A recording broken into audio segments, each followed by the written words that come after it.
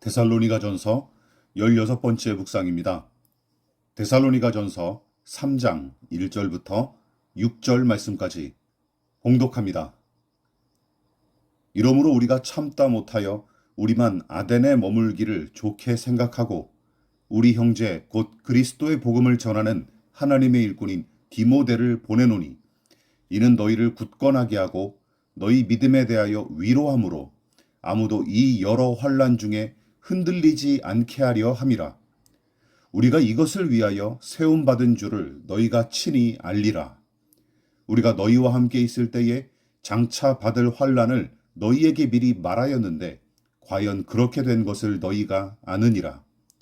이러므로 나도 참다 못하여 너희 믿음을 알기 위하여 그를 보내었노니 이는 혹 시험하는 자가 너희를 시험하여 우리 수고를 헛되게 할까 함이니 지금은 디모데가 너희에게로부터 와서 너희 믿음과 사랑의 기쁜 소식을 우리에게 전하고 또 너희가 항상 우리를 잘 생각하여 우리가 너희를 간절히 보고자 함과 같이 너희도 우리를 간절히 보고자 한다 하니.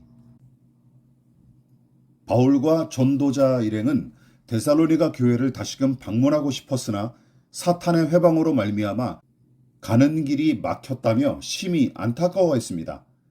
물론 하나님께서 허락하지 않으셨다고 생각할 만도 하지만 제외하지 못한 일이 명백한 사탄의 회방으로 여겨질 만한 근거가 분명했던 것으로 보이죠. 물론 신자는 모든 일이 하나님의 주권과 섭리 안에 일어난다고 믿기에 이 일이 명백한 사탄의 회방인지 아니면 하나님의 섭리인지 구분하는 일은 신중하고 정교할 필요가 있는 것이죠. 만일 하나님께서 친히 막으신 거라면 전도자들은 이 사안을 진즉에 내려놨을 테죠.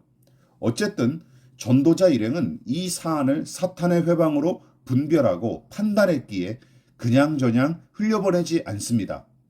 모든 전도자가 데살로니가 교인들을 만나러 가지 못하는 처지였으나 그들의 믿음을 확고하게 세워줌과 동시에 여러 가지 시험과 미혹을 극복하게끔 돕기 위해 디모데라도 보냈던 것이죠. 전도자들의 신중함과 열정이 동시에 엿보이는 부분입니다. 이 사안에 대해 섣부르게 판단하지 않았습니다. 하나님의 역사인지 사탄의 시험과 회방인지 분별할 필요가 있었죠. 그것을 구분하는 노력과 신중함이 결여된다면 여러분, 어떤 일이 일어날까요? 무슨 일의 원인과 결과를 죄다 하나님께 돌려버리면 신자는 모든 일을 무기력하게 관조하거나 관망만 할 수밖에 없을 뿐더러 신앙의 적극성과 진취성은 거세되고 맙니다.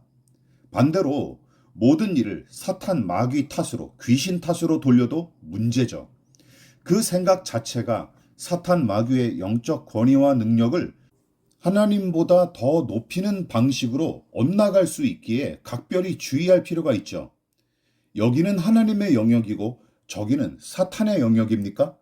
이 일은 하나님께서 하셨고 저런 일은 사탄이 하는 일입니까? 말도 안 됩니다. 게다가 모든 고난과 실패의 원인을 마귀 탓으로 돌리면 모든 사안을 적대적으로 바라보거나 심지어 상대방에 대한 폭력도 서슴지 않게 되죠. 이 부분에서 우리는 바울과 전도자 일행의 건강한 태도와 균형을 본받아야 마땅합니다. 그들은 이 사안을 사탄의 회방으로 여기고 적극적으로 대처하기 위해 디모데를 파송했으나 더불어 이 일에 스며 있는 하나님의 섭리와 주권도 놓치지 않아요. 본문에 나타난 이 유연하고 신중한 태도는 거기서 비롯된 것입니다. 무작정 우리가 다 갈 수 없다면 그냥 다 포기하자 하고 고집부리지 않았죠. 모두 가지 못할 상황이라면 디모데라도 보냅시다 하고 유연하게 대처합니다. 정해진 룰이 믿음의 교리나 도덕적인 문제가 아닌 조직과 사역을 위해 임의로 정해놓은 것이라면 그것을 기계적인 잣대로 삼아 무턱대고 들이대지 않아요.